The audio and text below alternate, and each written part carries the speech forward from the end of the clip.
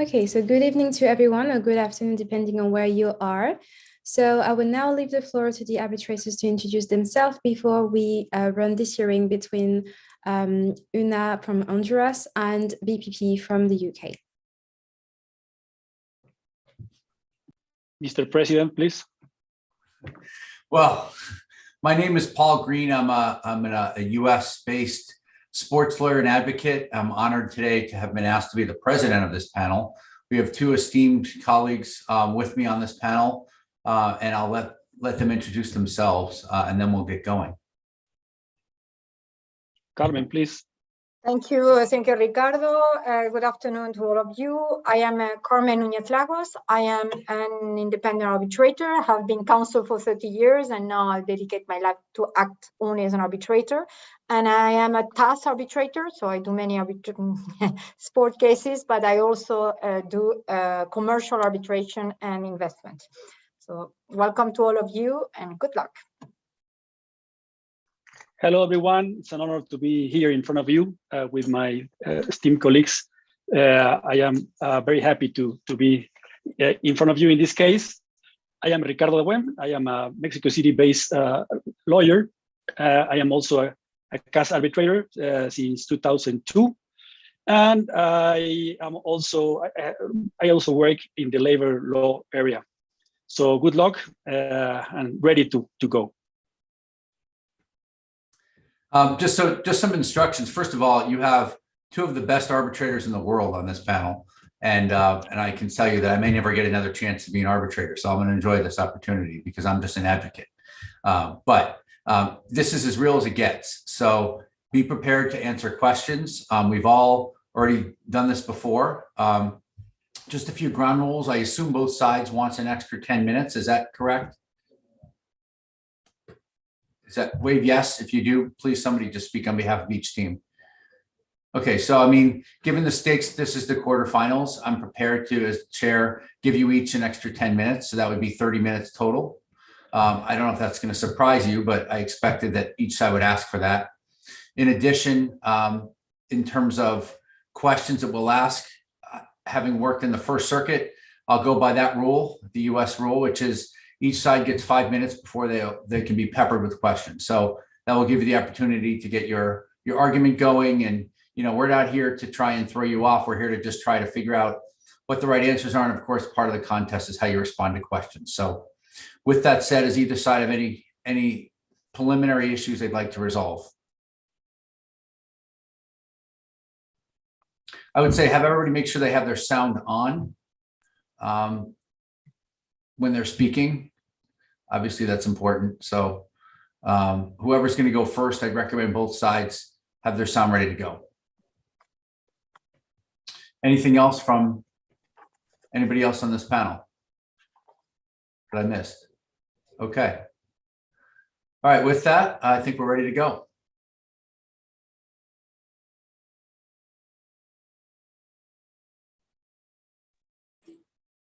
Hello, Mr. President.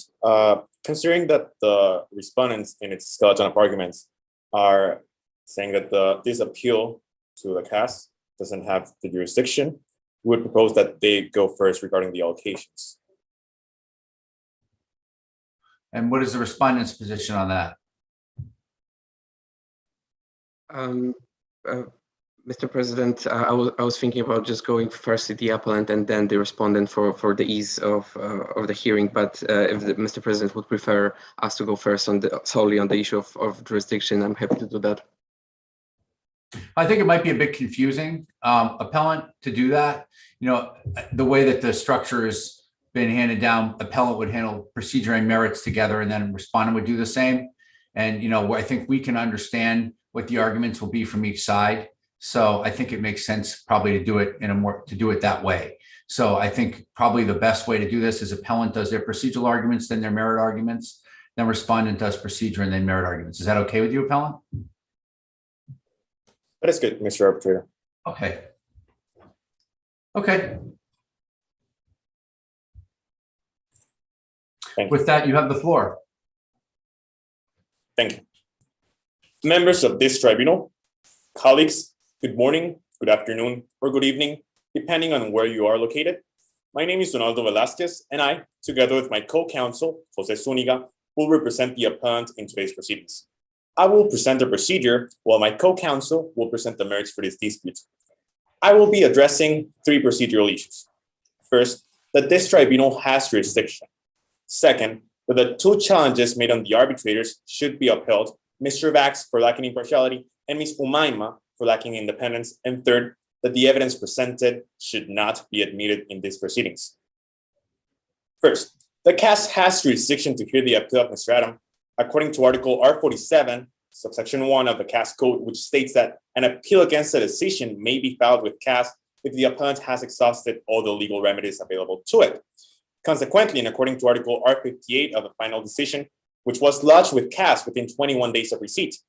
However, the respondent will be trying to go against the jurisdiction of the CAS. However, and they might even go with Article 81 of the FIFA Statutes. However, if we have a look to Article 82 of the FIFA Statutes, which provides that an appeal should have been lodged with CAS after the decision of the adjudicatory chamber. And I would like to turn the attention back to Article 81 of the FIFA Statutes, which provides that decisions concerning to Article 29 can be appealed to the appeal committee and then to CAS, for which the Article 29 is applicable in the context of our case, since it involves the supposed manipulation of a competition, of which the FIFA World Cups is one of those, for which it was perfectly acceptable to go first to the appeal committee and then to submit this to the CAS, for which the CAS has jurisdiction to adjudicate and decide on the present dispute. Now, regarding the challenge against Mr. Vax and Ms. Sara Umaima, it should be upheld. It is important to start with the English maxim that's frequently emphasized by the European Court of Human Rights. Justice must not only be done, it must also be seen to be done. Because after all, one of the goals of the CAS is creating the faith in its arbitrators as a precondition of a lawful arbitral award. Regarding Mr. Vax, he should be challenged for a lack of impartiality and bias. Let's start with the relevant facts. First, we have Mr. Adam, who has become the visible of the anti-vaccine movement in Thailand and internationally. On the contrary, Mr. Andre Vax works as a president of an NGO who's dedicated to eradicating diseases in developing countries, which alone would not be a reasonable ground for a challenge. However, we are basing the present challenge on Exhibit 7, which gives legitimate doubts over his impartiality. Mr. Vax made a hostile comment against the anti-vaccination movement, which the respondent could argue that it wasn't against Mr. Adam. However, the appellant publicly represents this movement, and Mr. Vax stated that they have a free rider attitude, that they are egotistical, uneducated people who only think about themselves. And not only that, but he states that it's everyone's duty to educate these people about the consequence of their stance.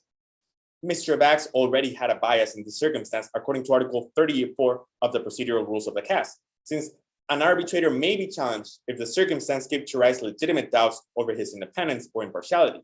And according to the case law, Son Yang versus Wada, which is stated in my number 2 in my list of authorities, in which the Swiss federal court ruled that the use of violent language creates the appearance of bias and objective doubts. In this case, the precedent arbitrator stated 3 tweets in which were considered as racist, but the Swiss federal court, the respondent could argue that the Swiss federal court does establish racism, but it doesn't. It established violent comments, since the appellant in that case had a Chinese nationality. And yet, as can be noted, in the same way, the statements made by Mr. Vax constitute violent language against the people from the anti-vaccination movement, when he says that they are egotistical, that they're uneducated, and that it's everyone's duty to educate them about the circumstance of their stance.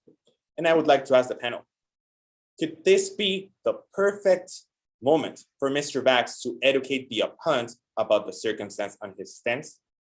This circumstance allows legitimate doubts about the impartiality of arbitrator Mr. Vax and creates a clear bias for which he should be challenged for a lack of impartiality.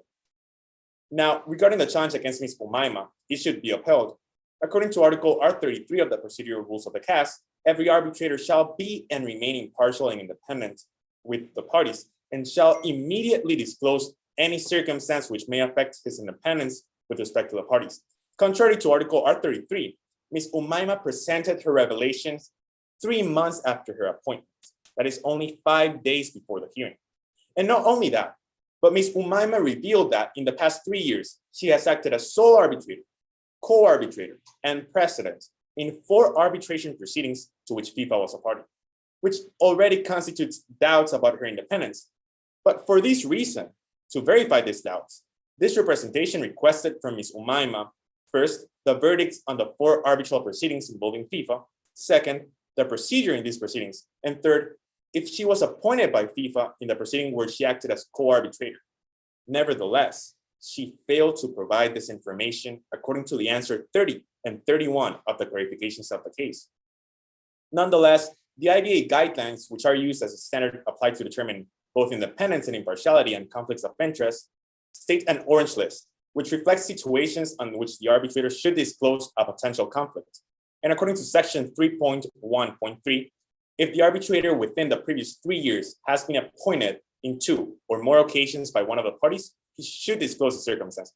And the respondent could go to footnote number 5 on the IBA guidelines, which states that in cases such as sports arbitration, it is a common practice to frequently appoint the same arbitrator.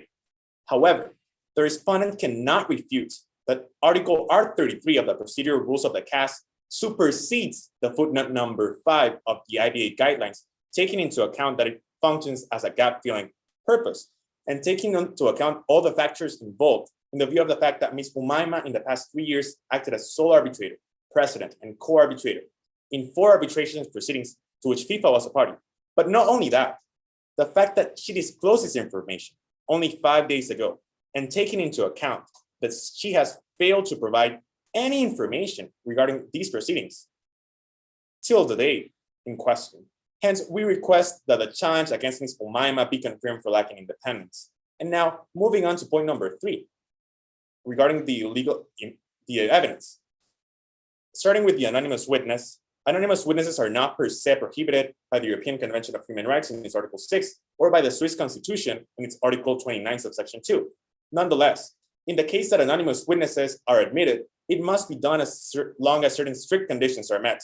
And according to the case number 7 in my legal authorities, Carmen versus FIFA, certain strict conditions must be met as, first, that this court should have the possibility to see a witness. However, in this case, neither the adjudicatory chamber, the FIFA Ethics Committee, or this panel have seen the witness, and consequently, the strict condition number 2 is that the witness should be questioned by the court itself, which must check their identities and the reliability of the statements. However, this hasn't been done neither. How can we trust a document to which we don't know who the anonymous witness is? And this brings me to the section number 3, that the witness should be cross-examined through an audiovisual protection system. And why this? So that we don't reveal the identity of the anonymous witness, it should be through an audiovisual protection system that the Karim states. And not only that, but the European Convention of Court of Human Rights in Kashlep versus Estonia also goes in line with. The respondent could even try to argue that it should be submitted as a document and not as an anonymous witness statement. However, in the case Ricardo Teixeira versus FIFA, it has been stated, not that it should be submitted as a document, because in those cases, the witnesses were not anonymous. In the present case, and it goes in line with all the CAS jurisprudence, in cases where anonymous witnesses are accepted, it not only needs a cross-examination, but to identify the witness by the court. And not only that, but to identify the reliability of this witness, for which, since none of the strict conditions have been met, the anonymous witness should not be taken into account. Now, regarding the screenshot of the supposed Telegram conversations, I would like the members of this panel to go to a complete case and to identify the exhibit number 5, which is regarding to a screenshot. And I will be giving time while I continue with some of my statements. In Ricardo Teixeira versus FIFA, it states that proof obtained by means or ways involving violations to human dignity shall be inadmissible. But furthermore, it is not that the evidence was obtained illegally. It is the fact that it was never authenticated, which is a general principle of law, which has also been stated in Carmen versus FIFA, in which the court has established that in cases where there were messages provided without verification, evidence to validate who sent these messages must be established. And just because a name appears on top of those messages, it does not establish them as authentic. I would like to ask this panel, what proof of authenticity has FIFA provided for the Telegram conversations? And furthermore, I would like to prove the forgery on these messages. If we go to the complete case where it states the screenshot, we can view that regarding the times on each bubble message, in the cases that on which the bubble message is white, it states 4 digits, starting with a 0. But in the cases where the appellant supposedly was answering, it only states 3 without a 0. Not only that, but if we look carefully at the bubbles, it is not a normal bubble of message as in normal Telegram conversations, but we can see that the start has a little line for which it is clearly 2 shapes that have been put together. For which not only is this Telegram conversation a forgery, that the FIFA cannot prove why it has 4 digits in one and only 3 in the second one, but FIFA has not met the minimum requirements necessary for Telegram conversations to be verified, authenticated, and admissible. Contrary to it, FIFA has not provided evidence to sustain the validity of these messages. It pretends that this tribunal admits messages that were sent by an anonymous source when they have failed to identify this source, failed to identify the reliability, failed to identify the supposed dates of the Telegram conversations, and failed to prove that these messages were even extracted from Mr. Adams' phone. In the case Ricardo Terra Teixeira versus FIFA, it has stated that in cases of messages, if the authenticity hasn't been proven, it carries no evidentiary weight. Consequently, counsel, on this point about the illegal evidence, I mean, there are cast cases as well that say you can admit such evidence if it's an overriding public interest, correct? That is correct, Mr. President. And so why shouldn't we consider this, for that reason, why shouldn't we admit this evidence in the sense that this is an important event, this is a big public interest in the FIFA World Cup, there's allegations of all sorts of bad wrongdoing that led to a 15-year ban. So why shouldn't we look at that evidence, admit it, and then we can decide how much weight to give it? Why shouldn't we take that approach? Thank you. And it is not that the evidence was obtained illegally, because the evidence was forged, and this is proven simply. And I want the respondent to even prove why there were only 4 digits in one and 3 in another. But furthering this question, in the case Manchester City versus UEFA, the panel admitted some emails. But why were these emails admitted? And we can go to the paragraph 83 of this case, in which it clearly states that it was admitted because the authenticity was resolved. And these emails were leaked, which considered illegal evidence. And if we go to paragraph 87 of this same case, it stated that the panel, in order to avoid any doubt to respect to the authenticity of these leaked emails, it relied on the original versions. However, in this case, there are not original versions. And the respondent could even argue and say that the appellant should bring those. But members of this panel, how can we provide messages that does not exist? FIFA, according to the FCE Article 49, has the burden of proof to confirm if these messages were authenticated or not. It can not only post this forged evidence and expect this panel to admit them and suppose that they are reliable, authenticated, and verified, not only according to case law, according also to the convention, the European Convention of Human Rights. For which— We have about 1 minute left, counsel, just to let you know, before you're up, your 15 much. minutes are up. Sure. Thank you. And I would like to just wrap up all my arguments very fast and ask this panel finally, what would this precedent represent? More than the faith in football that FIFA might be asking for, the faith in the system of law, and more than it, the faith in CAS regarding evidence that was obtained illegally and without meeting the certain requirements corresponding to an anonymous witness, and evidence that was never authenticated. And furthermore, regarding legitimate doubts to the composition of the 2 arbitrators, for which all of these facts and legal background presented, we respectfully request that this panel declare, first, that the CAS has jurisdiction to hear this appeal. Second, that the arbitrators, Mr. Vax, should be challenged for a lack of impartiality, and Ms. Umaima for a lack of independence. And third, that the witness statement violates the right to a fair trial and the minimum requirements necessary, and the Telegram conversations should be deemed inadmissible for lacking authenticity. Thank you very much. Thank you, counsel.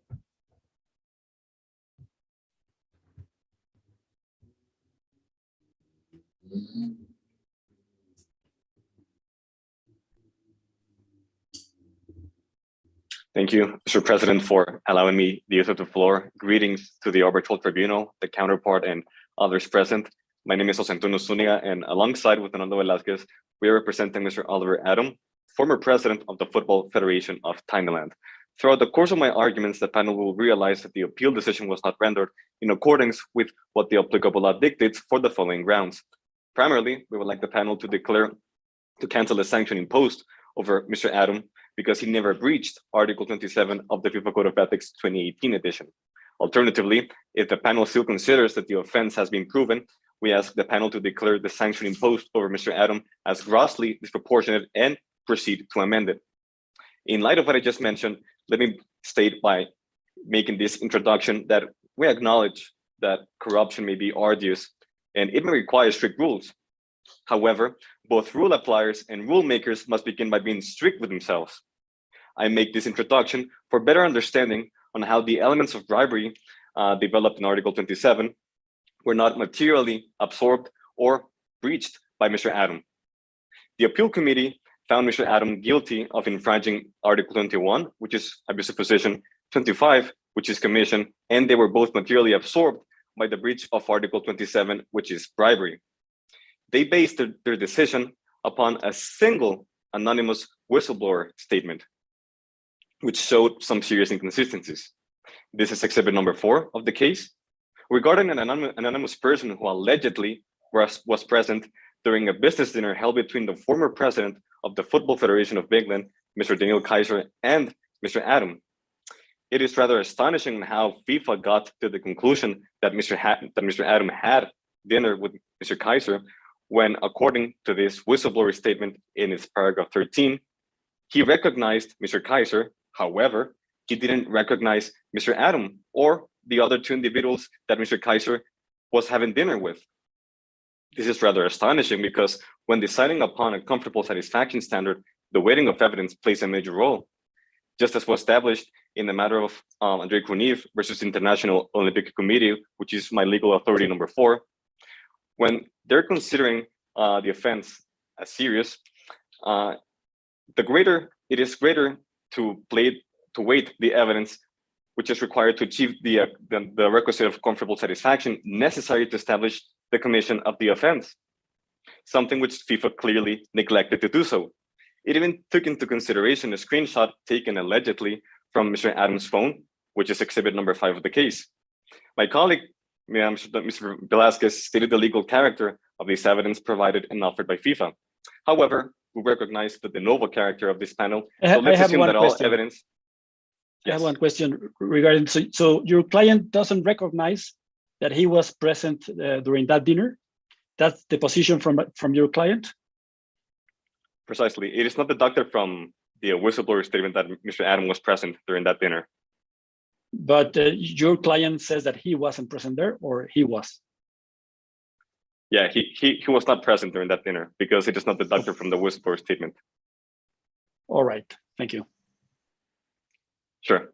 So recognizing the de novo character of this panel, let's assume that all evidence is admitted by this panel. However, we have to ask, does the evidence provided by the appeal committee carries sufficient, if any, sufficient evidentiary weight to demonstrate to a comfortable satisfaction standard that Mr. Adam committed the act of bribery? With the indulgence of this panel, let me develop the elements that were considered in the matter of Ricardo Teixeira versus FIFA, which is my legal authority number 2, so that the panel can deduct that no infringement was made by Mr. Adam during these alleged facts. Number 1, a person bound by the FCE, and the counterparty must be a person within or outside FIFA. This element is totally indisputed. However, totally insufficient on its own to infringe Mr. Adam of committing bribery. The second element is that this official must have accepted, given, received, requested, or solicited an undue pecuniary. Let's assume for one moment that the testimony provided by the whistleblower statement is true. Not a single paragraph in this statement demonstrates that Mr. Adam received, gave, or attempted to receive an undue advantage. One of those inconsistencies that were in that statement was that according to this whistleblower statement, a shiny watch, which looked expensive, was given by Mr. Kaiser to Mr. Adam. However, according to paragraph 19 of that statement, the whistleblower was not even able to recognize the brand of the watch. Might as well be an overpolished $10 watch, or might as well have a symbolic value for Mr. Kaiser. Therefore, this element is not fulfilled. Let's move on to the third element, which is an undue pecuniary or advantage must be at stake. Again, let's assume that the anonymous whistleblower statement is true. The advantage that the counterparty will argue is that there was a discussion between Mr. Kaiser and Mr. Adam of having a potential friendly football match between Tinyland and the Football Federation of Bigland. However, when they were discussing this possibility, Mr. Adam clearly stated that he wanted to split the broadcasting revenue into a 50-50 part. It was Mr. Kaiser who said that he was willing to waive Bigland's broadcasting rights, but it was always Mr. Adams' intention to split the revenue. It is not deducted from the case of whether Mr. Adam accepted, denied, or even remained passive about this offer. Therefore, this element is not fulfilled. And the last element is that there must be a ratio of equivalence between that undue pecuniary in the action to be taken by this official, or quid pro quo. Mr. Adam would have not obtained a single undue pecuniary or advantage had Bigland come to win the World Cup bid. Even so, when Mr. Kaiser, according to the clarification number 6 of the case, Annex 1, when Mr. Kaiser asked Mr. Adam to vote for Bigland, Mr. Adam said clearly, "Let me think about it after considering all candidates involved." He never said yes, he never said no, he didn't even remain passive. He just acted as a president of the Football Federation would have expected. Based on these considerations, the panel should be comfortably satisfied that Mr. Adam never breached Article 27, which is bribery. However, if the panel still considers that the offense has been proven, let me move to my alternate petition, which is to declare the grossly and evidently disproportionate sanction imposed over Mr. Adam by the appeal committee. The principle of proportionality dictates that the most extreme sanction must not be imposed before other less serious sanctions have been exhausted. Just as was stated in the matter of Cruzeiro Esporte versus FIFA, which is my legal authority number 14, the CAS has jurisdiction to amend the sanction when it is, or the CAS has jurisdiction to review the sanction when it is evidently and grossly disproportionate. Taking into account all factual arguments which I just developed and the arguments my colleague developed, a 15-year ban on taking part in any football-related activity and a 50,000 Swiss francs fine is clearly disproportionate because there must be a reasonable balance between the type of misconduct and the sanction.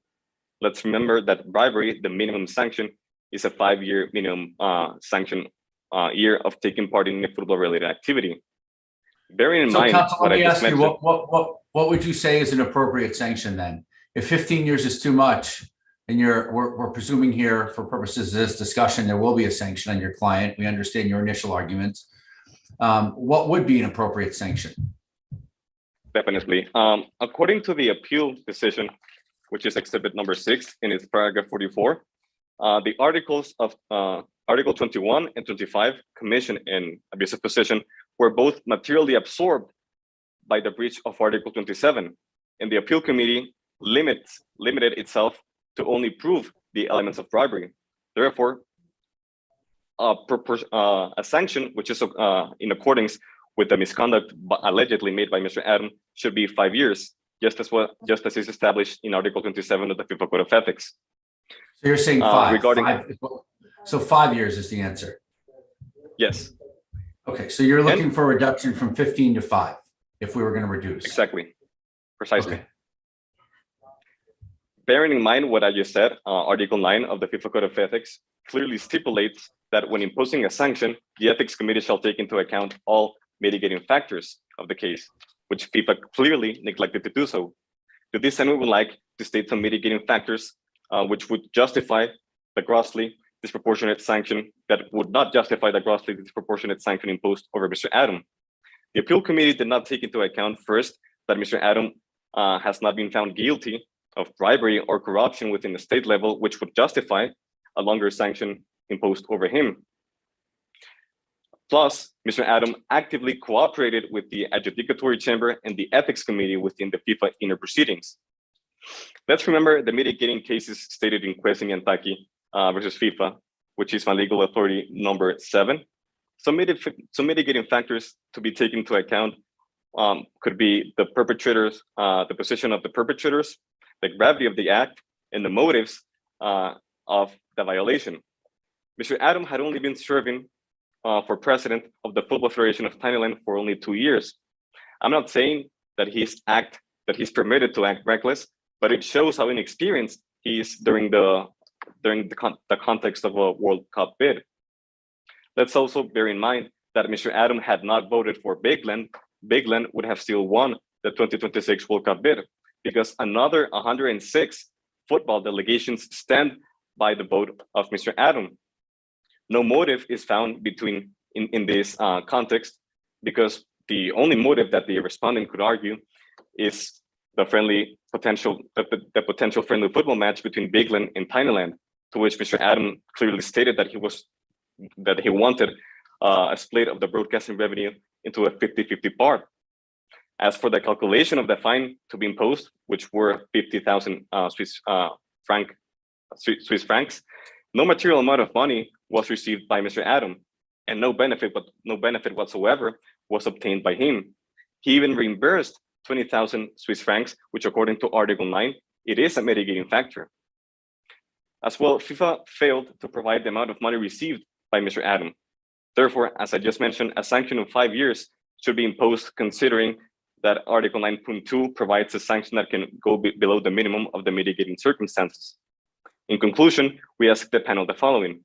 First, to declare itself competent of knowing the present decision, to declare innocent Mr. Adam of infringing the FIFA Code of Ethics, and lastly, if the panel still considers that the offense has been proven, we ask the panel to declare the grossly disproportionate sanction imposed over him and proceed to amend it into a 5-year ban. Thank you very much. I remain attentive to your doubts.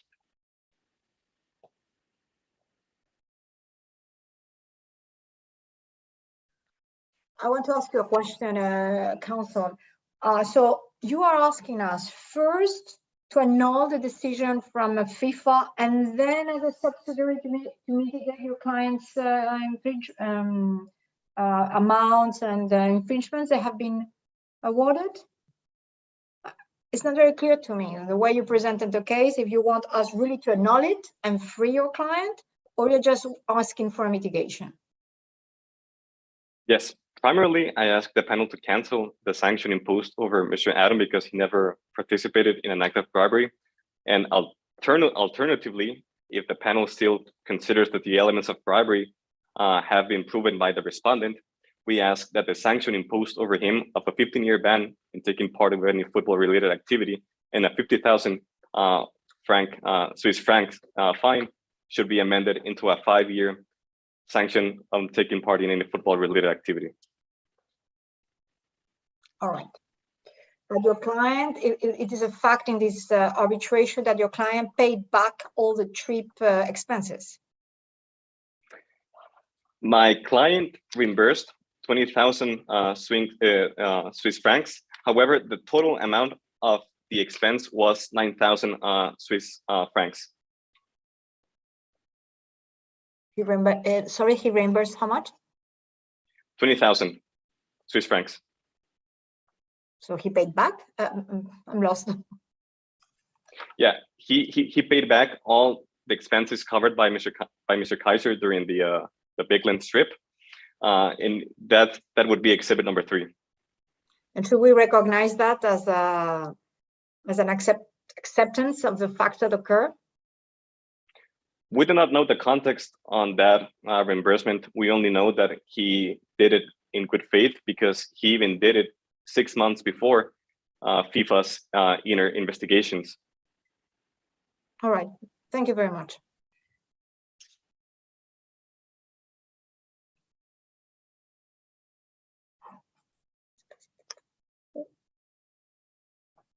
Sorry, you have about 30 seconds left. If not, you can reserve that time for your rebuttal.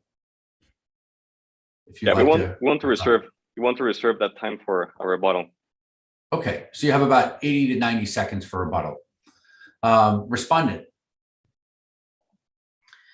Good afternoon, members of the panel. My name is Jakub, and I appear on behalf of the respondent in this matter, and I will address the jurisdiction of the case issue 1 of the respondent skeleton, challenges to arbitrators issue 2 in the skeleton, and proportionality of the sanctions issue 5, while my colleague, Ms. Connell, will address issue 3, the admissibility of the evidence, and issue 4, the breach of Article 27 of FIFA Code of Ethics. With your permission, I shall move to the first issue, which is the respondent contesting the case jurisdiction of in this hearing. If I can invite the members of the panel to Article 82 of the FIFA Code of Ethics and Article 58 of FIFA statutes. These two articles can be read together to say that the appellant has 21 days to appeal the decision from adjudicatory chambers to the case tribunal and nowhere else. And my colleague referred to Article 81, and it is right, it is exception to Article 82, only if there is a breach of Article 29. And in this matter, as far as I am aware, there is no breach of Article 29 in any of the decisions. It was Article 21, 25, and 27. Therefore, I struggle to see how this exception might be used. So in this matter, the appellant had 21 days from the 31st of July 2020 to appeal the decision to the case tribunal, and he failed to do so within the prescribed period and breached the Article 58, committing the procedural breach, which ultimately leaves no jurisdiction for this case panel to rule on this issue. Nevertheless, should the tribunal disagree with my point on this issue, I shall move to the second point, which is the challenges against the arbitrators sitting on this panel. The appellant in their submissions attempted to question the impartiality and integrity of the panel, mainly based on previous appointment of Professor Omaimas and a LinkedIn comment of Mr. Vax. I shall firstly turn the tribunal's attention to Professors Omaima and her previous dealings as arbitrator, sole arbitrator, co-arbitrator, and president of 4 proceedings where FIFA was party during the last 3 years. And it is submitted and agreed with the appellant that dealing as an arbitrator previously can amount to the breach, can amount to some doubts as to impartiality. And that is specified in the IBA guidelines, which are listed 11 on the authority list for the respondent, especially the orange list, .313. However, it is important to say it is firstly non-binding authority. It's just a helpful guidance. And also, it is by no means conclusive that always the previous appointment should give a rise to doubts as to impartiality. It is just a potential orange list. And indeed, in several parts of the IBA guidelines, the case-by-case or merits-by-merits approach is invited. And that's what the respondent invites panel to do. And if I can again refer to the footnote 5 of the IBA guidelines that my colleague already introduced to the panel, the first sentence says that in some types of arbitration, and indeed sports arbitration, it might be a custom to have a closed circle of arbitrators. And it just might be more common for the arbitrators to be on the panel more frequently. And if I can also refer to the academic article by Mr. Rigozzi, and that's authority 20 in the respondent's list of authorities, especially to page 238. The author in this particular academic article discussed the challenges against arbitrator, and he, upon reflecting on the case law, states that unless the appointment of arbitrator is quasi-systematic, it should not be a real concern to the impartiality of the set arbitrator. Members of the tribunal, sports arbitration is a very specialized field of law, as I'm sure you are aware. And there are only 380 CAS qualified arbitrators currently available. Therefore, such a close circle will result in arbitrators appearing more on the one occasion for the same parties. And in this matter, we are talking about FIFA, which is, and to my understanding, one of the biggest or the biggest sports organization in the world. Therefore, it is safe to assume that the FIFA litigates a lot, and therefore will struggle to find arbitrators that never dealt with their case before. In this case, the appointment of Mr. Omaima, Ms. Omaima, I do apologize, is not quasi-systematic. It's been only 4 times as an arbitrator, sole arbitrator, or president in the proceedings with FIFA, which means that maximum twice she was actually appointed by FIFA in the last 2 years. And again, yes, 2 times is enough under Article 313. But it is submitted that it should be not relevant because there is no evidence to suggest that it actually influenced her impartiality. And again, I would refer to the case law, the case of Lazutina, which is number 17 on the respondent list of authorities.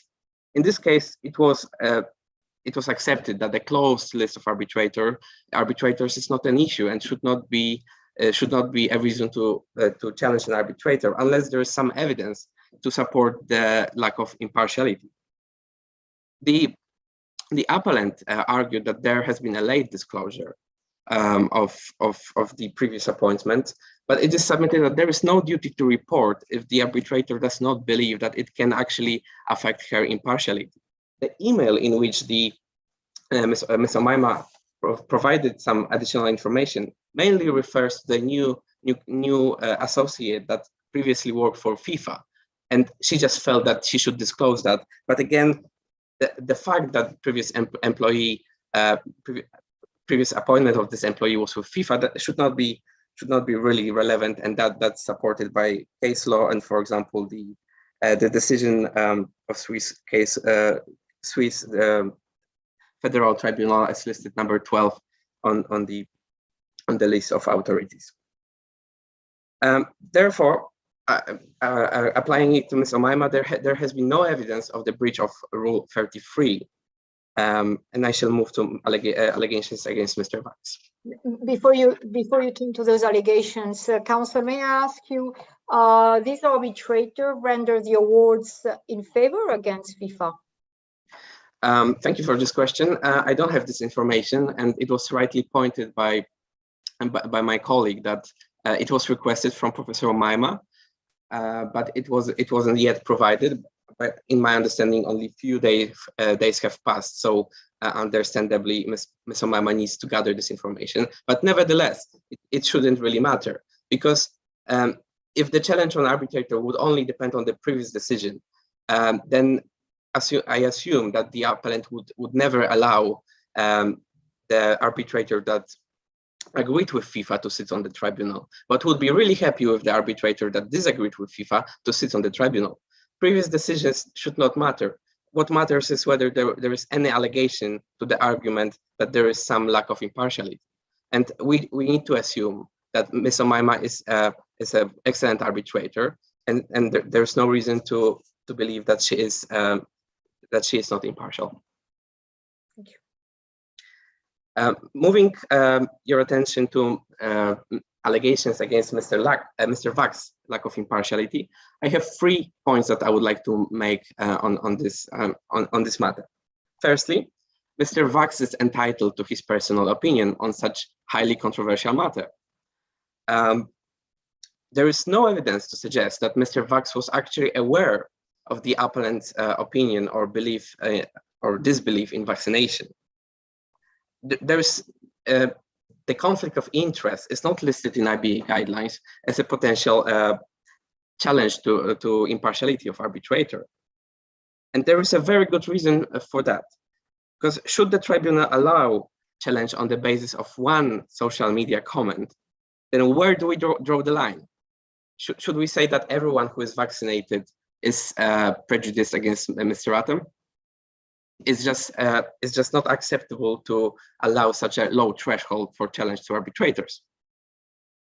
My second point against the appellant statement is that it is the appellant who failed their duty of curiosity.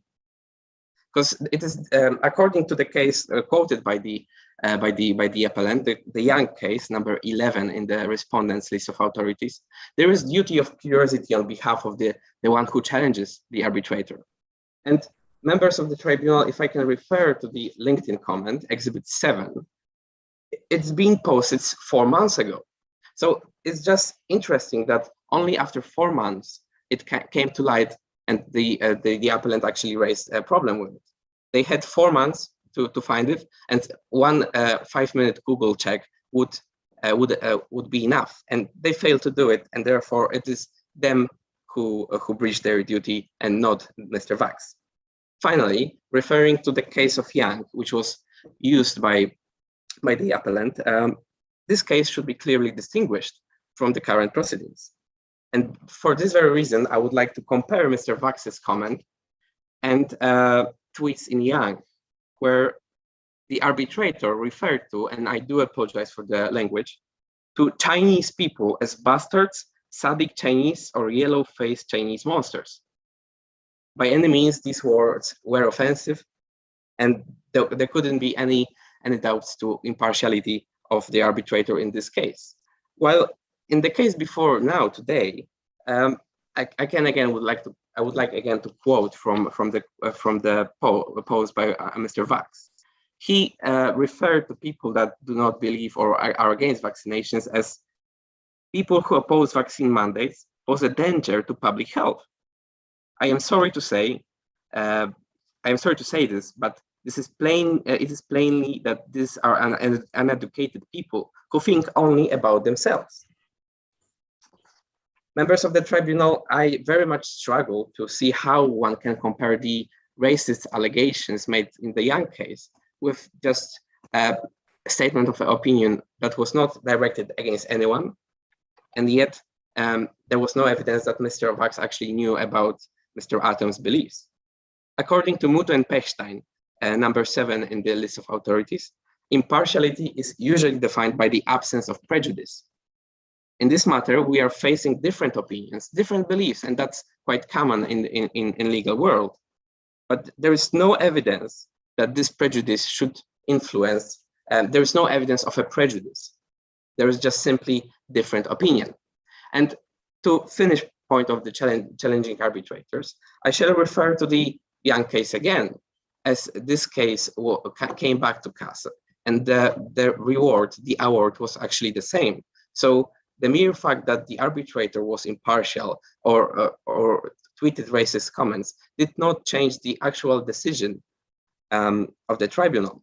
And in this case, firstly, there is— Wait 1 second, counsel. I mean, is that part of the inquiry, first of all? And second of all, the sanction in the second case in Yang was much lower, right? That is correct.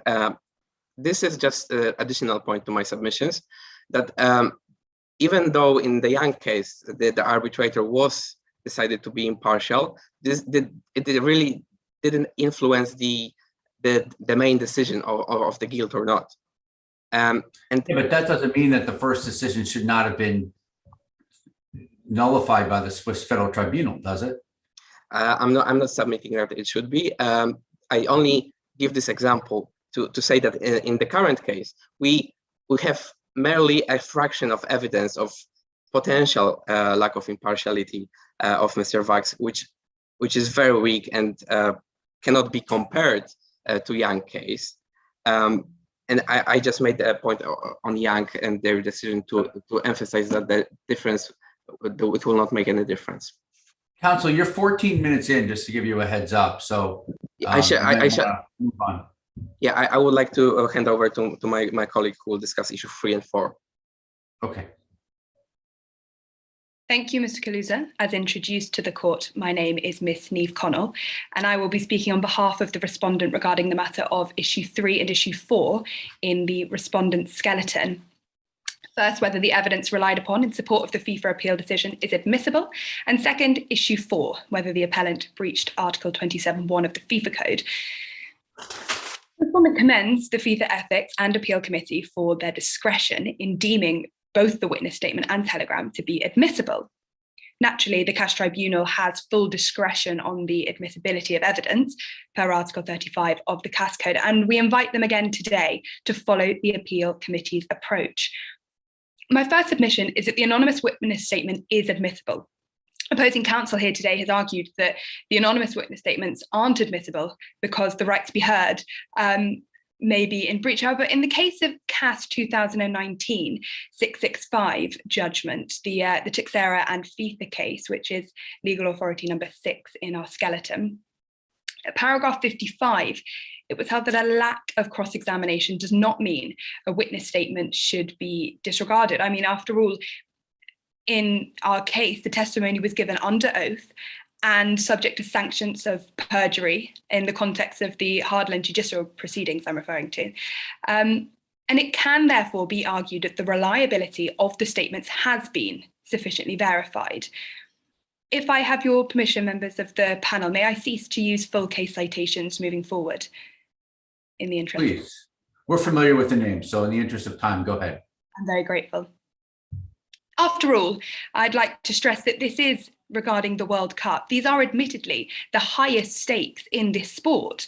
Of course, the witness risks retaliation given what's at stake.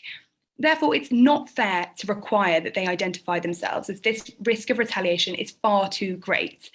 It is submitted that there is a legitimate fear of reprisal. Ultimately, I will refer to the Tixera case. The CAS was persuaded by a Swiss Federal Tribunal decision that anonymous witness statements don't breach the European Convention of Human Rights nor Article 29.2 of the Swiss Constitution, if the statements support other evidence provided to the court. Of course, in this case, there is other evidence that supports this statement, and I will turn to that now. This is, of course, the evidence of the telegram. We submit that this evidence is also admissible. From the outset, the appellant cannot prove their allegation that the telegram was falsely or wrongly or illegally obtained, pursuant to Article 8 of the Swiss Civil Code. Following this, CAS jurisprudence, as shown in the Football Club Methodist and UEFA and PAOK case of my skeleton argument RL9, paragraph F, page 12, provides that even if evidence might not be admissible in a civil or criminal court in Switzerland, this does not automatically prevent a sports federation or an arbitration tribunal from taking such evidence into account. I believe a balancing act must be considered here between the rights of the individual and the public interest, which has already been mentioned by Mr. President. And ultimately, this is regarding the rule of law and upholding such. Simply, it is submitted that no personality rights have been infringed within the bounds of Article 46 of the FIFA Code of Ethics or Article 28 of the Swiss Code. According to Article 28, paragraph 2 of this Swiss Civil Code, an attack on personality is unlawful unless it is justified by the victim's consent, an overriding private or public interest, or the law. And in fact, any of these will justify its inclusion in this case. Of course, clearly the second criterion of an overriding private or public interest justifies the inclusion of this telegram in these proceedings in relation to bribery, which is of course within public interest. In sports disciplinary proceedings, it's widely accepted that public interest clearly outweighs any disadvantages to the appellant that might have resulted from the breach of any law during the procurement of the information in question. And that is in fact a quote from paragraph 31 of the Fuzi Maholi and FIFA case. I would now like to submit a rebuttal to opposing counsel's submission that there is proof of forgery in these telegram messages. I believe he posed the question to me that he wants the respondent to prove the validity of this screenshot. But in fact, if I may respond to this by asking him back, what is your qualification to analyse this screenshot? I mean, per Article 8 of the Swiss Code, it stipulates that you just cannot prove this allegation.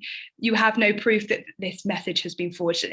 It is mere stipulation, and in fact, a serious allegation to make when it's not supported. And in fact, I would invite the panel to respectfully use your common sense here. CAS states that you can admit such evidence with an overriding public interest. You should, again, as suggested by Mr. President, allow this evidence to be admissible and then assess it based on the facts and additional evidence, the weight to give the telegram message. I believe in the context of bribery, the weight of the crime justifies inclusion of illegally obtained evidence. May I bring to the attention of the court that the heart of sports credibility must be protected, and in fact whistleblowers should be protected to expose any wrongdoing that they might know about in order to protect the credibility of our beloved sports industry that we are all a part of today, and in fact that this should be viewed as a matter of priority. Furthermore, the issue of the telegram evidence could have been avoided entirely had Mr. Atom simply assisted the FIFA Ethics Committee by submitting his own evidence in the first instance. By not assisting, Mr. Atom can be inferred to have evaded his duty to cooperate, which is per Article 8.3 of the FIFA Code of Ethics. And finally, in integrity-related cases, I would like to... I have one question. Yes, please. May I post? Yes, regarding the telegram message, if I read it, I cannot find any date. Don't you think that this may affect the evaluation of this particular evidence? Thank you for your question. I believe that if it is suggested that these telegram messages are completely falsified, I would ask the appellant to provide evidence to the contrary. In this case, we have not only this telegram message, but also the whistleblower's evidence. And as such, that is the evidence that we have in support of the respondent's case. And may I also bring to the attention that, of course, corruption in its very nature has restricted powers of investigation compared to sort of national formal interrogation authorities, because corruption in its very nature is concealed, it's hidden, and therefore the availability of evidence is often not as available in other cases. And so I would submit in answer to your question that that is a matter for the appellant to provide contradictory evidence to support your question. Thank you. Does that answer? Thank you. Just in summary of this issue, it's a matter for the greater good. There is the need to discover the truth, and the public interest completely outweighs the interest of Mr. Atom's privacy. And because of that, all presented evidence today should be admissible and given due consideration by the panel. I will now turn to issue 4 in our skeleton, which is following the argument that the circumstantial evidence can prove bribery with comfortable satisfaction. But before I make my submissions, and I will deviate slightly from my skeleton argument if it pleases the court, I would like to raise issue with what my opposing counsel has said. He has said, if I am correct in my understanding, that Mr. Atom was not at the dinner. May I refer to the panel the case facts of the bundle? At point 3, it says, on the 28th of July, 2016, the last day of the trip, Mr. Kaiser invited the appellant and Mr. Lenders for dinner. He thanked them both for accepting the invitation and asked them to vote for Bigland in the election for the 2026 World Cup location. Now, this is completely conducive with the dates of the witness statement provided. Is my opposing counsel suggesting that this was a different dinner than the one that was referred to in the witness statement? And if that is so, then how is Mr. Kaiser in 2 places at once? I will now leave that point for now, and I believe it may be approached in the rebuttal, but I'll move on to my submissions on this issue. Pursuant counsel, just to be clear, you have 6 minutes left as a team for everything. So we just want to make sure you have the opportunity to address all points. Thank you. And if you need to just go through some of them more quickly, that's okay with us. Thank you. So I will simply conclude that pursuant to the definition of bribery under Article 27(1) of the FIFA Code of Ethics, we submit that the appellant, in their capacity as president of the FFT, received personal advantage, such as the watches, such as the dinner, such as the all-inclusive paid holiday, in exchange for the act of voting for Bigland in the election for the 2026 World Cup location. And they stood to gain a business benefit from the friendly match between FFT and FFB. And in fact, even Mr. Atom's wife was due to gain from this as well. Opposing counsel admitted that Mr. Atom paid back the money to Mr. Kaiser. Now, this again is not consistent with the statement that he was not at the dinner. I am slightly confused on where opposing counsel was going with that when they admitted that he paid back the money to Mr. Kaiser. But in the interest of time, I will again move on. So while direct evidence is lacking, the panel are reminded of the importance of circumstantial evidence. And again, this is because corruption is by its very nature concealed. Now, I will finally conclude my submissions that I put to the panel that only a narrow range of acts could make someone absolutely sure that a World Cup was going to go ahead. I'm referring to the conversation which is included in the witness statement, which is referring to, we are absolutely sure that this World Cup will be for the ages. Furthermore, the fact that there is no file evidence, I believe it is under question here. But nevertheless, having heard all of this at dinner, Mr. Atom had the duty to report Mr. Kaiser's bribes. And by not doing this, this invites suspicion and infers guilt. And in fact, this is in direct rebuttal to Mr. Zuniga, who it is not right that Mr. Atom acted passively. My opposing counsel said he did nothing. And in fact, this is wrong. Mr. Atom should have reported this anyway. But I will now conclude my submissions if there are no further questions. And I'll refer back to my co-counsel, Mr. Kaluza, who will touch on the fifth issue. Members of the tribunal, very briefly on issue 5, it is submitted that the sanctions imposed by FIFA should be considered proportionate. And I shall invite your tribunal to the case of Teixeira, number 6, in the list of authorities, paragraph 157, where it is stated that to amend the sanction, they must be grossly disproportionate.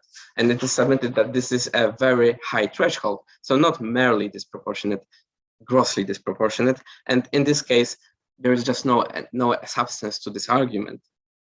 Firstly, as previously submitted, the appellant committed act of bribery, which is against the very idea of fair competition and integrity of football. And this integrity must be defended, as stated in the Fusimalo case, number 9 in the list of authorities, paragraph 138. Therefore, it is reasonable to put harsh measures to deter future behaviors. Secondly, the sanction is well within the current rules, even applying previous FIFA Code of Ethics, which is applicable in this matter as it happened in 2016. So even according to the version from 2012, the highest potential sanction in terms of monetary value is 1 million Swiss francs. So how one can say this is grossly disproportionate if it's still within the rules? Finally, I shall refer briefly to a few cases from the past. In the case of Teixeira, 1 million Swiss francs and 50 years was considered as proportionate award. In the case also mentioned by my colleagues, the case of Kwesi Iantiaki, I do apologize for my pronunciation, number 17, 15 years were also considered to be proportionate. And I also would like to refer to the case of Adamu in my last point.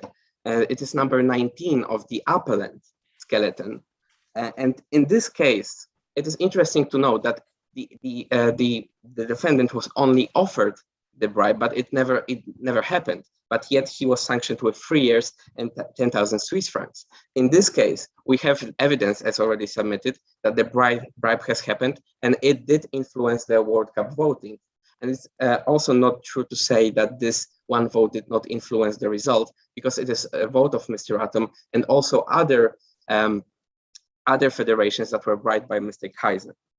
With that being 1 minute left, respondent. With that being said, that concludes the submission on behalf of the respondent, and unless I can access any further, this is the end. Thank you.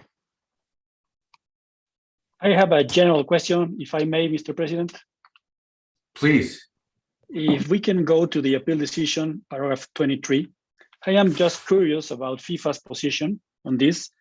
When discussing the whistleblower testimonies, at the end of that paragraph, I will quote, this is not a matter of admissibility of evidence, but rather of evaluation of evidence. and this is the most important, the FIFA Ethics Committee has absolute discretion regarding proof. What is the FIFA position about this expression? Do you really think about that that's correct? It is submitted on behalf of the respondent that is compatible with our submissions today. Of course, we were submitting that in rebuttal to the appellant, that the evidence is first of all admissible, and then of course it is up to the FIFA Ethics Committee about the discretion regarding the evaluation of evidence and regarding that proof. So the evidence is in fact admissible, the weight of which that is placed on that evidence is what is then considered by the FIFA Ethics Committee. But do you really think that FIFA has absolute discretion with no limits? That's what I read here. Of course, in the case of the case at hand, it is submitted on behalf of the respondent that I will now turn to Mr. Kaluza, who has a point to make. Thank you. If I can just briefly refer to the FIFA Code of Ethics, which is Article 47 of FIFA Code of Ethics. And indeed, this article says that the Ethics Committee should have the complete discretion in evaluation of the evidence, and that also extends to the FIFA Appeal Committee. Okay, thank you. So we're out of time, and you now have 90 seconds, appellants, to rebut. Just a question before we start with the rebuttal, Mr. President. Sure. Will it only be one rebuttal per party? Yes, just one per party. One per party. So they'll get, I know that normally the appellant would like the last word. I mean, if you want to go 45 and 45, I suppose we can do that and give the appellant the last word in a SIR reply. Is that what you're asking for, Mr. Velasquez? Yes, and that will be perfect. That's fine. As long as you use it that way, that's fine. So let's just keep it tight though here in the beginning. Thank you. The respondent has made this panel's decision easy in regards of challenge of Ms. Umaima. First, in the context of Ms. Umaima acting as sole arbitrator, co-arbitrator, and precedent, the respondent stated, and I quote, that it is agreed that it can amount to some doubts about the impartiality of Ms. Umaima. Second, he stated that we should submit more evidence to prove the lack of impartiality in these 4 proceedings. However, members of this panel, how can we display more evidence when we requested this information in order to prove the lack of impartiality from Ms. Umaima, and she failed to disclose this information to this date? So, respondent, were these 4 proceedings required in favor or against FIFA? Was Ms. Umaima appointed by FIFA? Because she has failed to disclose this information. And I request the respondent to disclose circumstances according to Article R33 of the CAS Code. Okay, respondent, you have 90 seconds. I'll give you 90 full seconds to do your own rebuttal, and feel free to use it as you feel you should. Thank you, Mr. President.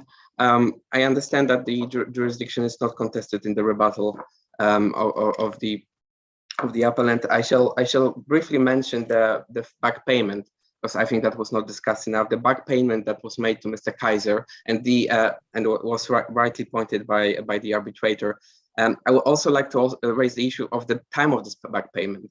It was back paid only 1 day after the criminal trial in the other jurisdiction. So simply, it cannot be treated as mitigation factor, but it is rather admission of guilt than a mitigation factor. I believe that concludes my my rebuttal. Thank you.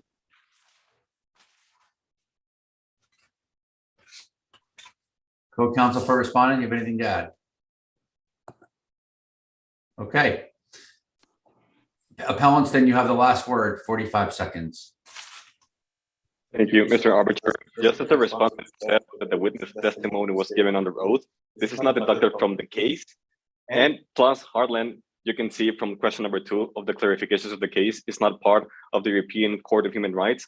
So it is not clear whether the minimum rights of Article 6 are proven or met, which are respected and guaranteed before this panel. I never denied that Mr. Adam went to Bigland. I just said that it is not deducted from that whistleblower statement that he even was at that dinner. And regarding the Ricardo Teixeira case cannot be applied regarding the proportionality because he was found guilty in 3 different bribe schemes regarding Copa Libertad, Liga Libertadores, and Recopa. Therefore, the respondents' arguments are not admissible. Thank you. Okay, both sides did a very, very passionate job, zealous representation on both sides. Obviously, everybody did a great job, and we're all very impressed. I think at this point, we're concluded in terms of arguments, and we're going to take 10 minutes. Is that right? And then we'll be back. So everyone hang tight, and I get to be an arbitrator.